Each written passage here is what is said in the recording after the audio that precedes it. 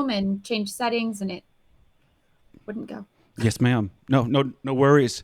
I was dealing with that issue. I had to reset it and install some updates, and I just hate really when that happens. Uh, yeah. Mm. I was like, I don't know what I'm doing wrong. So, Leah Okay, all Ellis, better. is that it? Yep, Yes. Leah Ellis. Okay, making sure. Is there anything you want to talk about before we start? No, I think I'm good. I finished some homework, so now I'm ready to talk. Beautiful. Excellent. I still got a lot of homework to do, so I'll be Hmm. working on that later.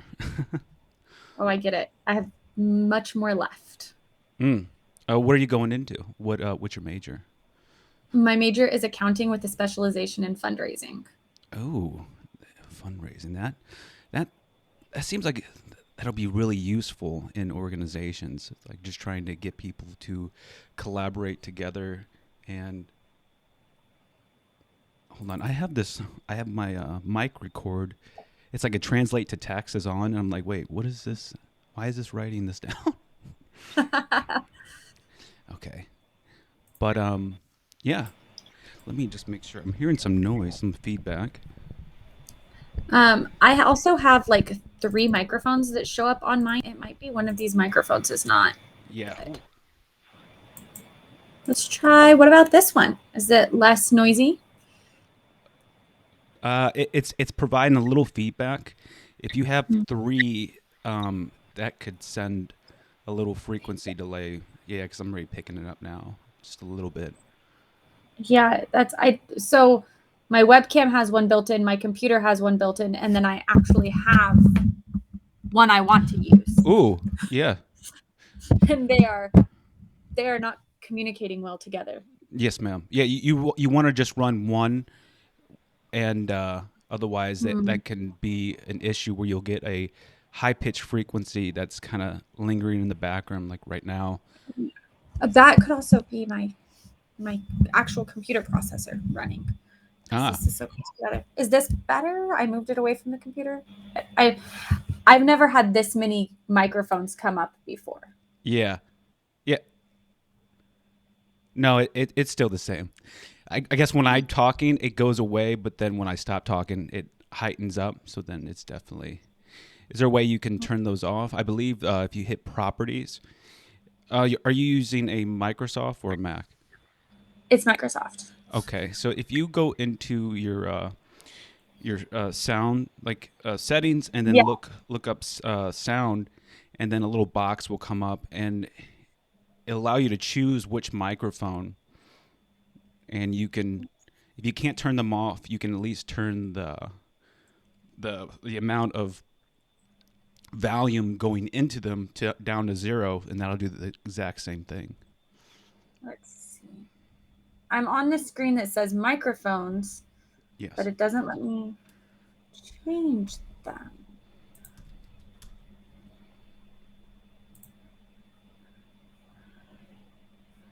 This is just telling me that I'm using one. Yes, I know that I'm using one. I want to be using one.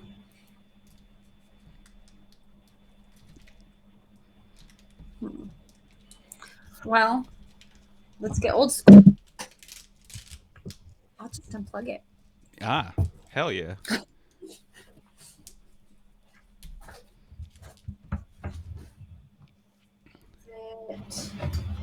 This goes in.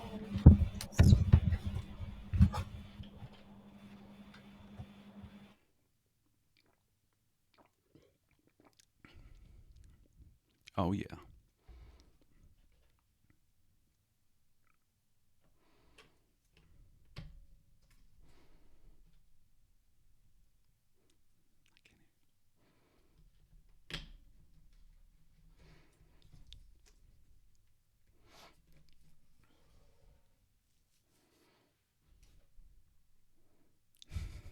I can't hear you. Testing, testing. There you are. All right. And is there still a whistle? No, that this is much better. Cool. So Do I you just unplugged one of them. excellent? Do you have a fish tank? No. Okay. Why? It sounds like you have like a running water filtration system in the background. No, it's my processor on my computer is running. Gotcha. It's the only thing I can hear. Ooh. Yeah. Yeah. Okay. But that's it. It's the only thing. Oh shit. Yeah. Oh my. Yeah, it's having like a Is it little.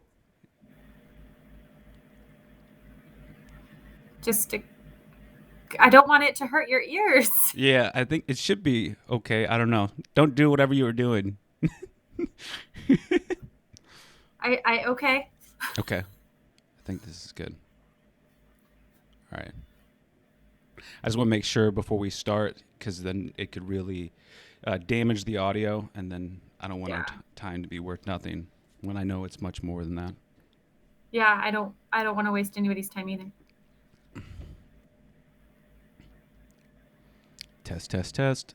Okay. I think that should be okay. Hello, hello, hello. Turn this up a little bit.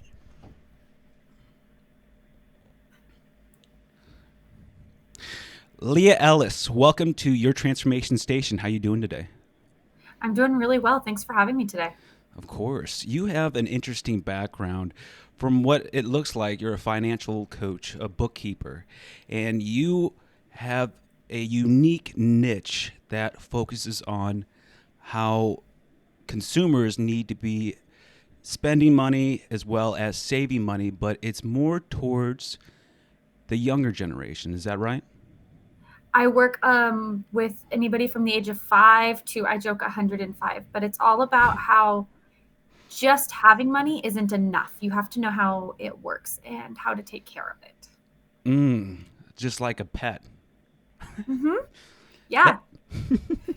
that's really interesting. My parents never really taught me the value of money other than what it means to a traditional brick and mortar um, place of them exchanging this currency for the item that I want. But go into that. The floor is yours. Explain this a little bit. So I think, especially here in America, we're all treating money like this taboo subject. Nobody wants to talk about it. Nobody wants to teach about it.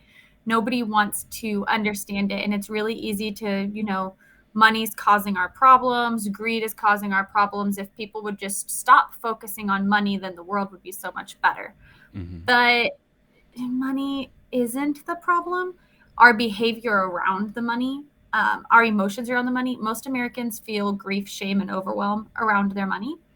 Well, nobody's having a good conversation about something that makes 78% of us sad. Like, this is no fun. So I work really hard on helping people change their mentality around money, work on adjusting their money mindset. So we can sit down and we can say, look, this is how we feel about money, but this is the practicality of money. This is taking some of that emotion out, shifting some of that emotion, and creating a little bit of hope around money instead, and inspiration. I really, really, really believe that money can be inspirational and not just in a greedy, I want more of it kind of way. I like that. Now, is there a source that you're quoting from the 73%? 78. There's, depending on where you Google, if you Google like what percentage of Americans live paycheck to paycheck, Mm-hmm. it ranges from like 53 to 78%, depending on the studies and the age of the data. But it's pretty much, even mid COVID, 78% of Americans couldn't cover a $400 emergency. I'm assuming if you can't cover a $400 emergency, money's kind of scary. Yes, no, I definitely agree, and I can relate to that. Never being taught this importance really can ripple out into your actions and how you spend, make a purchase in the things that you think are necessary versus not necessary, and it trickles out, and the next thing you know, you're shit deep in a boatload of debt. So now let's give our audience a little bit of your background, your understanding in what you do and what you are currently working on. So my husband and I learned every single thing the hard way. We went from, our rent was $500 a month, and we had to beg my mother-in-law to pay our rent and then meet us at Taco Bell so she could buy our dinner and pay our rent while my husband was in college and I was working 60 hours a week. But we spent our money like crazy people. We never kept any of it. My husband got a good job. We were pretty sure that that meant we had made it in life, except for we were still living paycheck to paycheck on a 6-figure income. And then he Wow. got hit by a car, broke 14 bones, and couldn't Fuck. work. Yeah, he ended up having to go back to work 3 months earlier than the doctor's recommendations because we just couldn't afford for him to be on disability anymore, which meant he was in pain and was using a walker and still had to go back to work because we needed his income. Wow.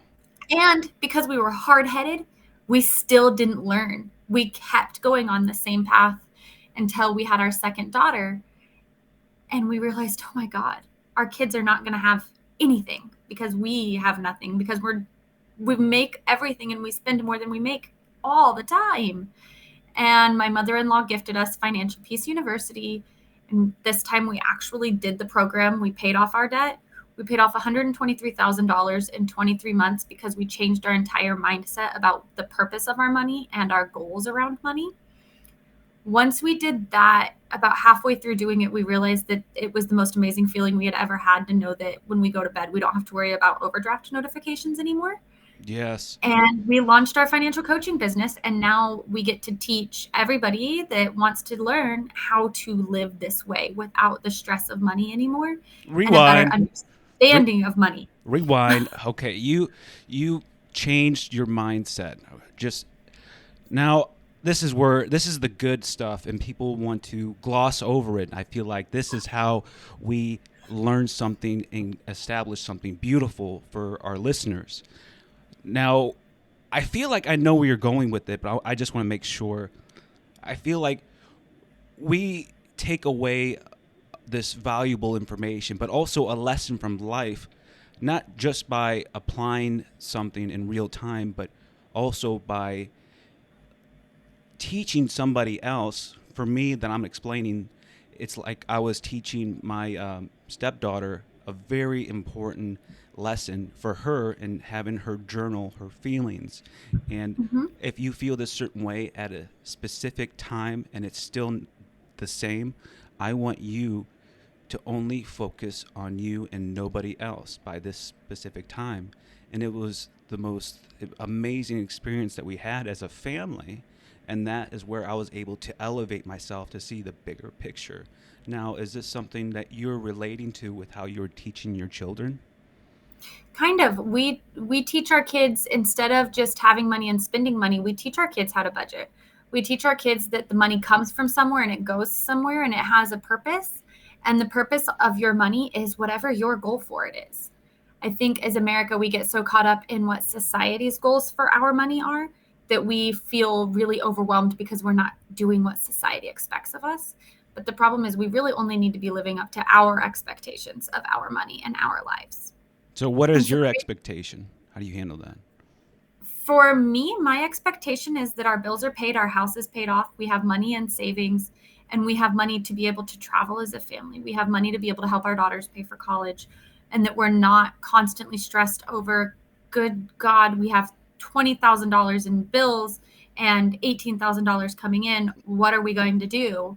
Instead, it's okay, this is the money coming in, this is what we have to work with, and working within that. And then teaching our daughters, my favorite thing is that there's only 3 things you can do with money, no matter what label you give it, no matter what abbreviations or tax shelters your accountant calls it by. At the end of the day, you can spend, save, or give. And so my expectation is that my daughters understand that and live by that. Okay. And No, my son, he's bigger. I like that. Now, where I want to take this from, let's see. Not yet. Not yet. It'll be a little exercise we'll do together. When it comes to finances, what do you think holds most people back from their own success? Fear. Go into that. Everybody's so afraid that they make the wrong choices with money and then they're going to get judged by it. And they're afraid that if they do the wrong thing, somebody's going to come out of the word work and tell them that they've failed. They didn't pass the test, they made the wrong choice, and now they are a terrible person. Or they're afraid that if they succeed, then people are going to judge them as being greedy. because attaining money means that you've had to squash the little man. But the fact of the matter is, I make money by teaching people. That's the complete opposite of being greedy because I'm giving away my knowledge. And in exchange, I'm paying my mortgage. Yes. Now there's two things I want to ask just about that. With actually putting a price tag on our knowledge, how do you approach something like that? I don't ever come to somebody and tell them that you can't get knowledge without spending, $30,000 at a university. I absolutely believe in the school of hard knocks, and I believe that some of us learn because we've had to go through it. But for our clients, we come up with a coaching agreement, and the coaching agreement has a price that they pay for accountability and cheerleading that I provide. That is because I am there to provide them with my expert knowledge because I have both the experience and the education. And I'm not telling them, oh, no, you have to pay me because I just want your money. I'm telling them you have a goal and I'm a resource to get you to that goal. And you have to pay for the resources that you use, just like you pay for the gas in your car. Do you applaud them when they try to lowball you? And actually, nobody ever tries to. It's not that they lowball me. It's that they'll just tell me like, well, how are we supposed to come up with that money? And most of the time, I sit them down and tell you, when we do your first budget review, you will discover the money already in your budget.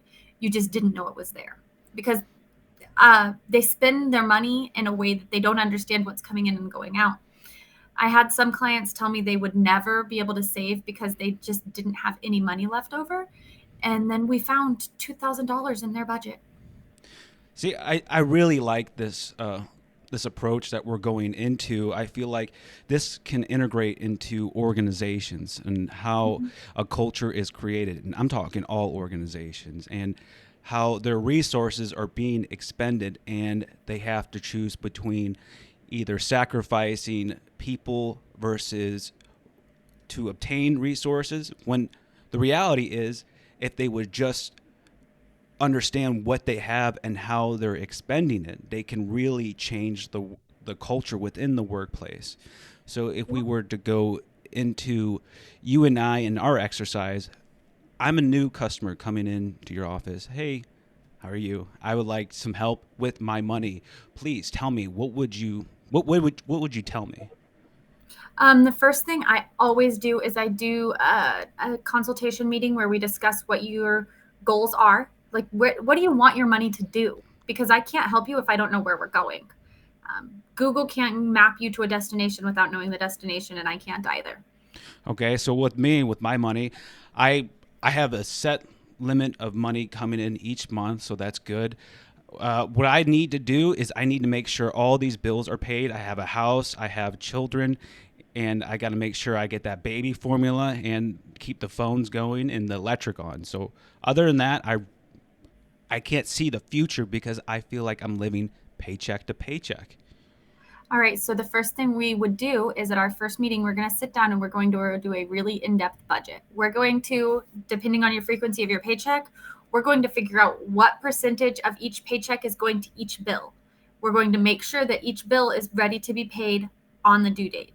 And then we're going to look at what's left because you'll be surprised when we start listing out the expenses and your income, there's something left. It's just getting lost in the shuffle of day-to-day life because when we get stuck there in this like I just need to make it through today, we don't think about tomorrow.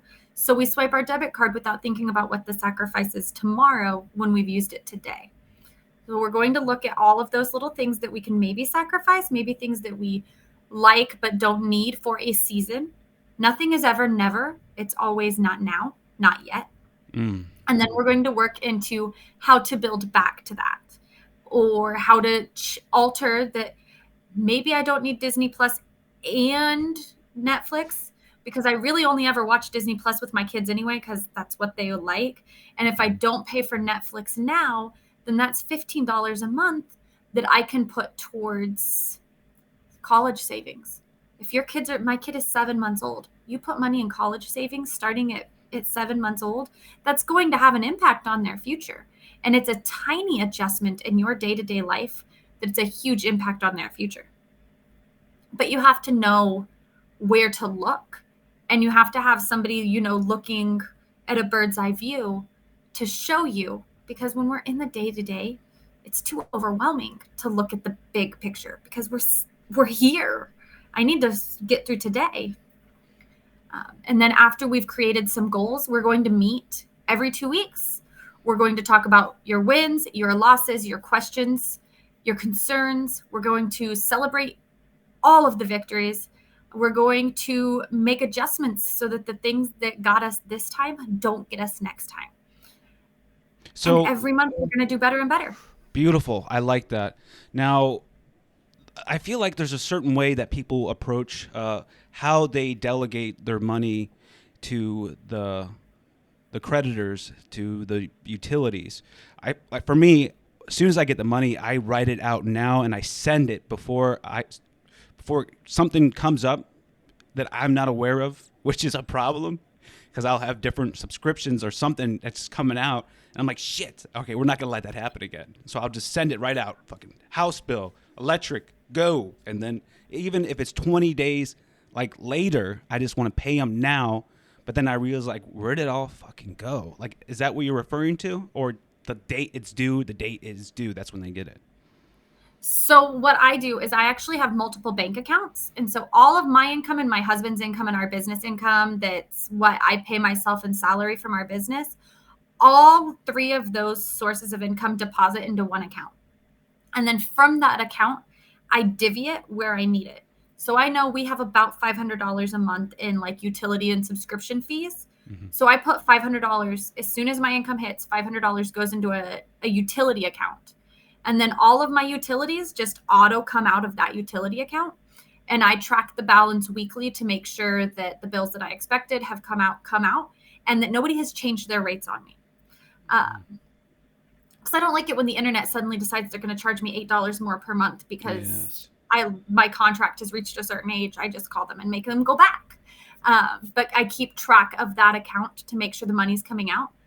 But I essentially I pay them into that account, and then that account manages it for me, because nobody wants to sit down every day and say, which bills do I need to pay on this day? And okay, it's the 20th. Which 3 bills do I pay today? Okay, it's the 21st. Which 2 do I pay today?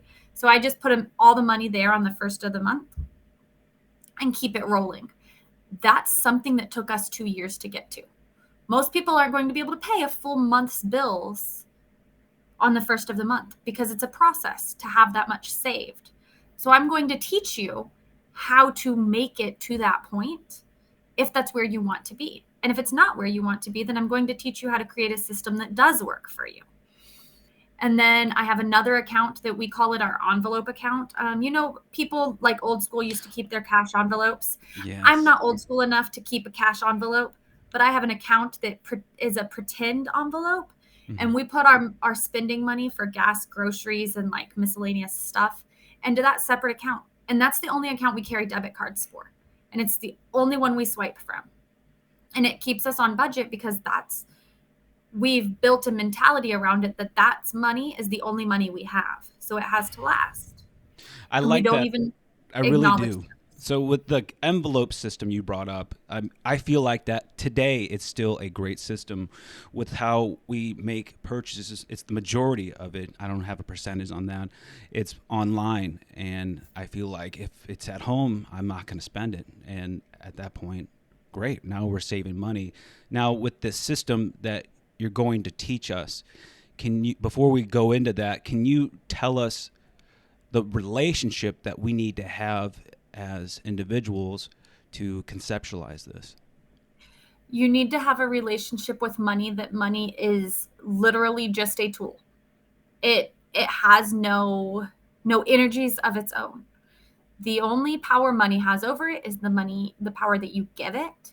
So the first thing we're going to do is we're going to sit down and we're going to talk a lot about your mindset and opinions about money. We're going to talk about why you feel that way. We're going to get down to whether or not that's actually true.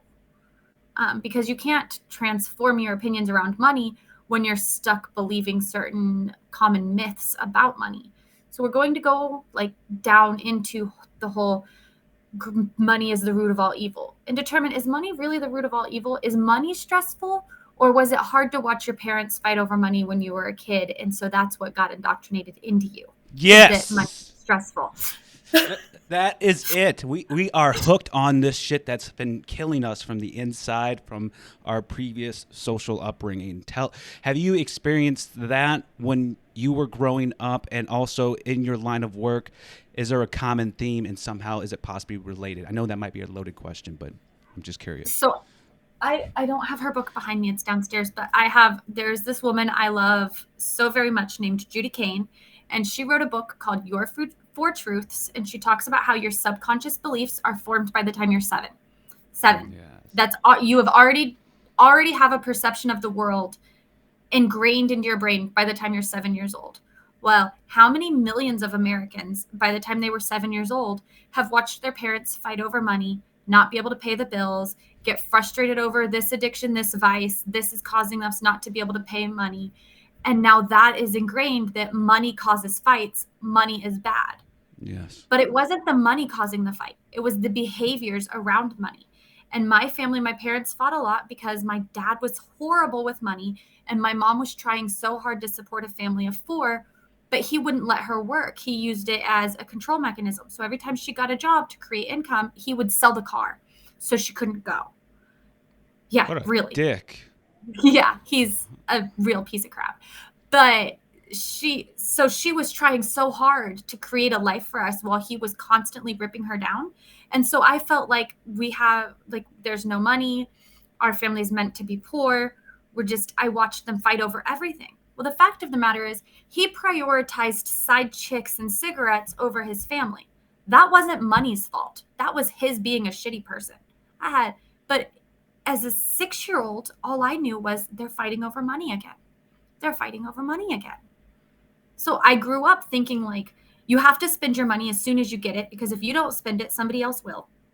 You have to spend your money as soon as you get it, because if you don't, an unexpected bill is going to come and you're going to have to pay that.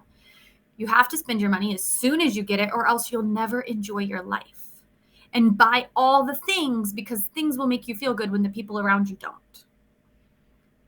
That's all stuff that I have had to unteach myself and make a really, truly conscious effort not to teach my kids, because right now, my kids are all under the age of 7.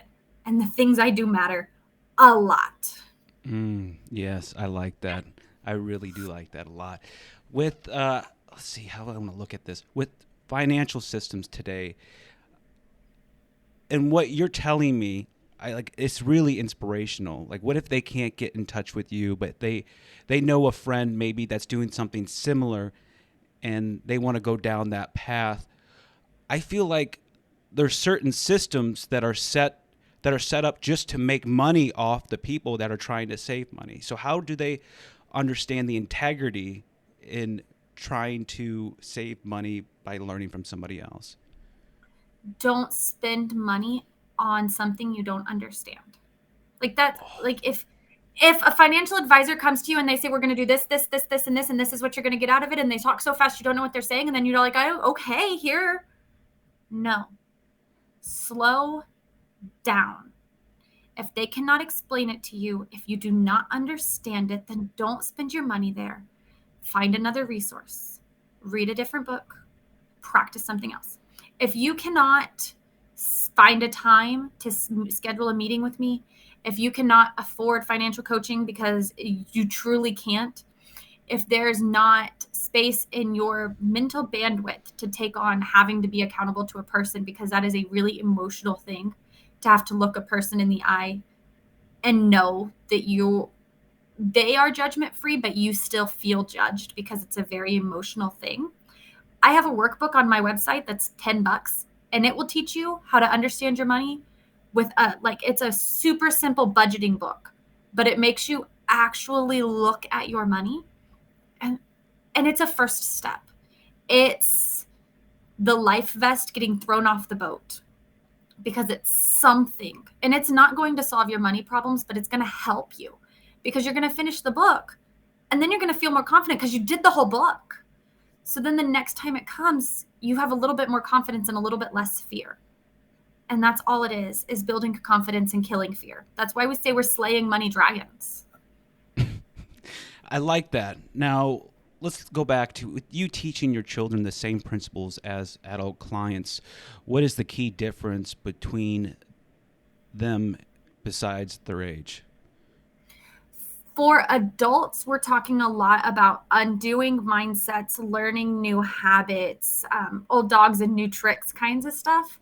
With the kids, because when I teach 5-year-olds, we're teaching how to build that foundation right the first time so we don't have to go in and essentially have financial therapy on how to fix what we didn't even realize was broken because we think it's just a part of our culture.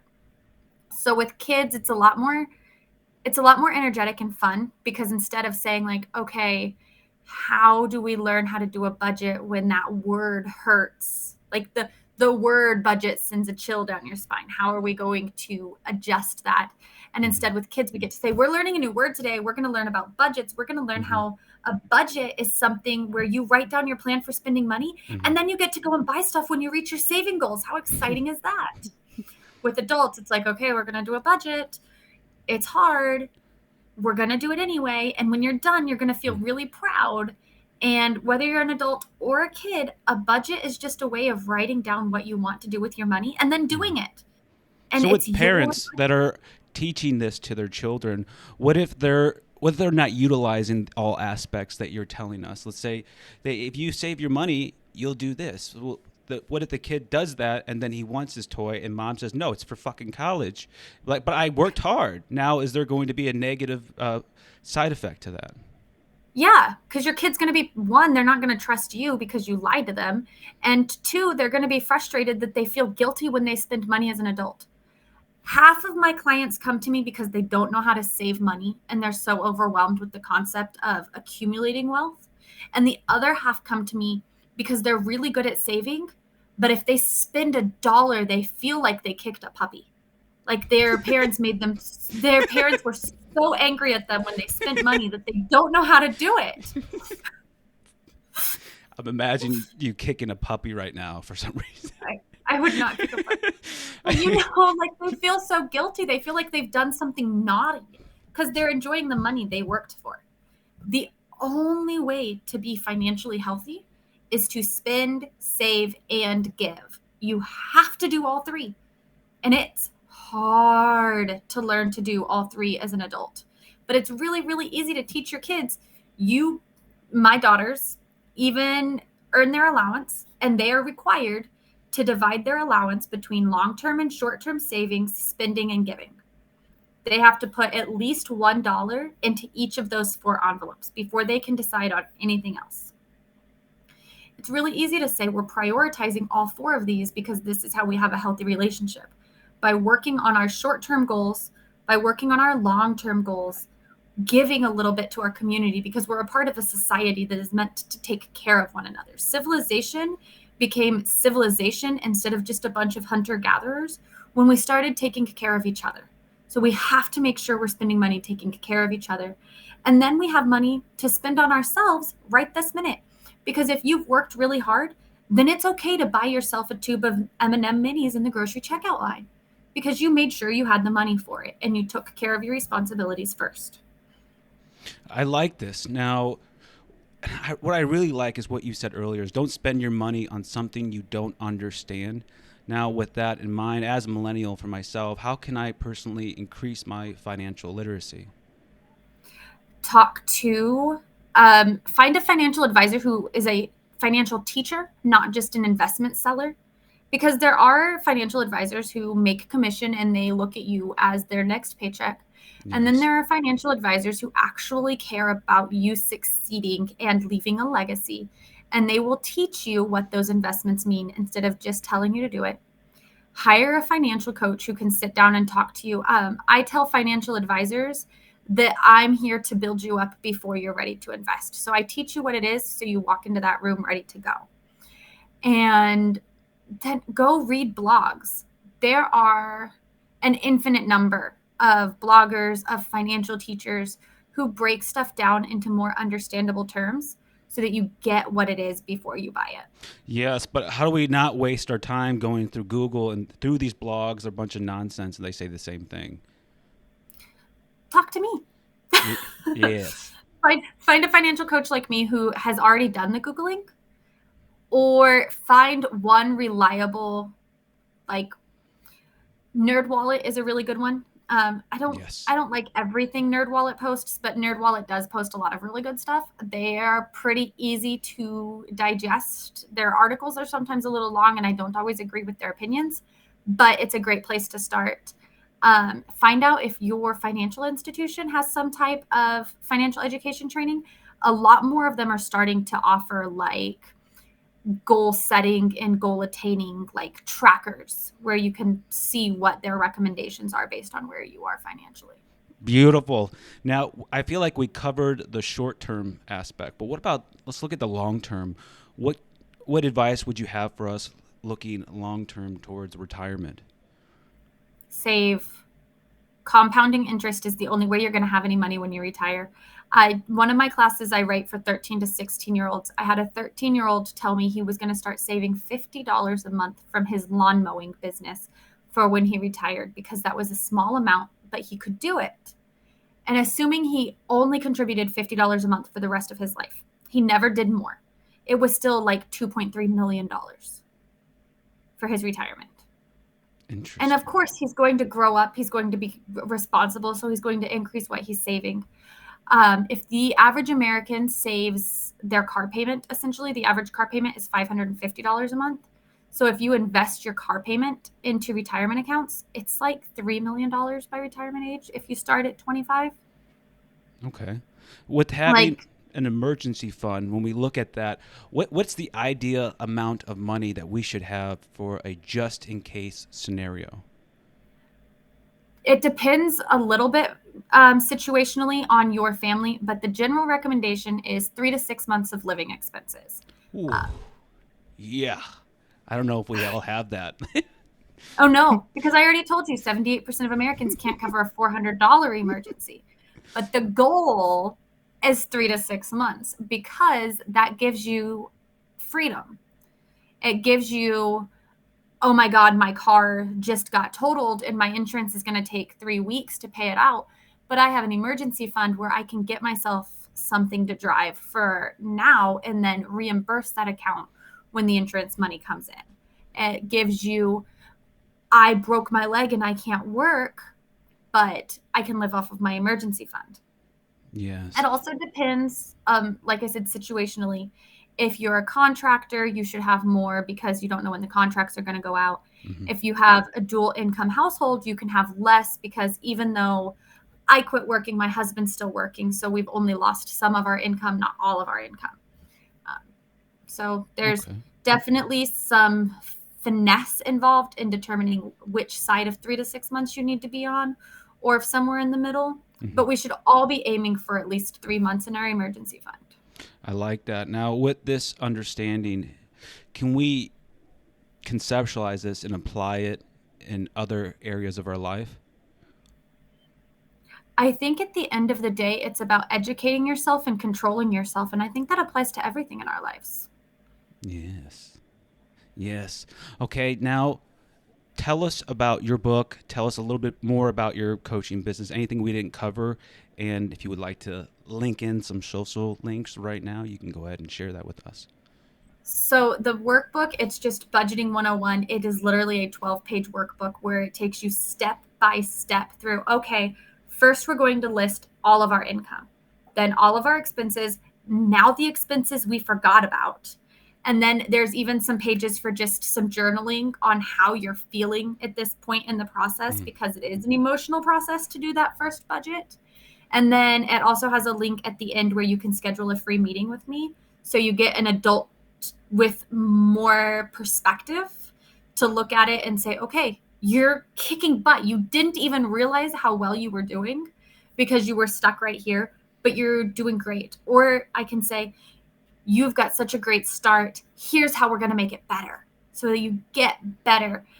All I want to do is educate and inspire. That's all I'm here for. I want America not to be scared of money anymore. And I want to slay the money dragon because there's no reason we should all be scared of a piece of paper, but we are. Mm-hmm.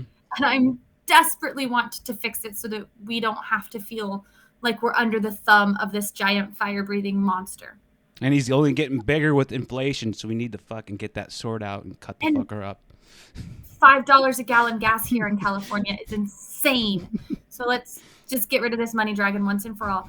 You can find us at facebook.com/Endeavor Financial Coaching, EndeavorFinancialCoaching.com, and then I'm on Instagram and Instagram.com/Endeavor Financial Coaching. So I'm pretty easy to find. Even on LinkedIn, it's the same. We're everywhere. It's Endeavor Financial Coaching everywhere. And if I'm not there, it's because I'm scared of it. Because we're not on TikTok. Because I'm just way overwhelmed by TikTok. I'm just not millennial enough.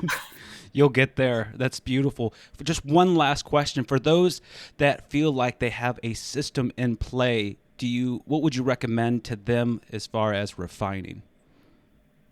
Get it reviewed and check on it.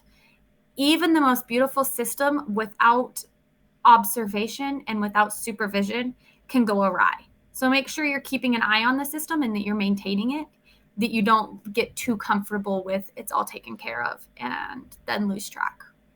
Beautiful. Leah Elis, everybody. I appreciate you coming on today's show. Thanks for having me. I had fun.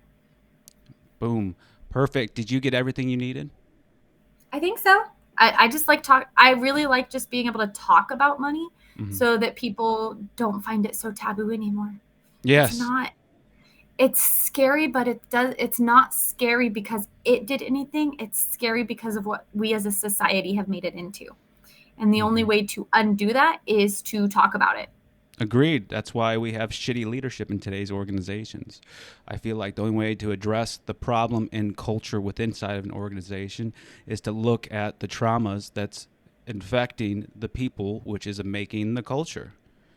Yeah. I'm working on a presentation that I'm going to be giving probably in a month or two on how the business owner's personal opinions around money impact the functions of the business as a whole.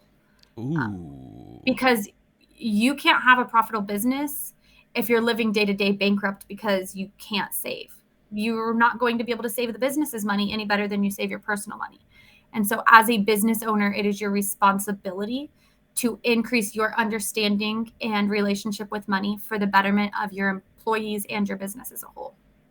Beautiful. Well, after that meeting and the presentation, if you feel like you want to do another one, we can go into that, have another episode, and put that out as well if you want to. Awesome. I'll add you to my ideas for once I get it put together. Right now, it's like a really broad cloud floating, and I've literally written the title down on paper. Yes. And it needs to be made beautiful. And then my W-2 job is I work at Profit First Professionals, which is the company built around Mike McCallowix's book, Profit First, which teaches business owners how to shape their mindset so that their business is profitable. And I think that in order to have a profitable business, you need to have the right tools, the right education, and the right mindset. And so I'm working on getting the mindset because he's already got the tools and systems. Beautiful. Well, right. I'll let you get to it. And I appreciate you coming on today. And I will email you at the show links and let you know when it's out. Awesome. Thanks so much. Have a good night. You too. Day. It's only noon. Have a good day. You too. Bye. Bye.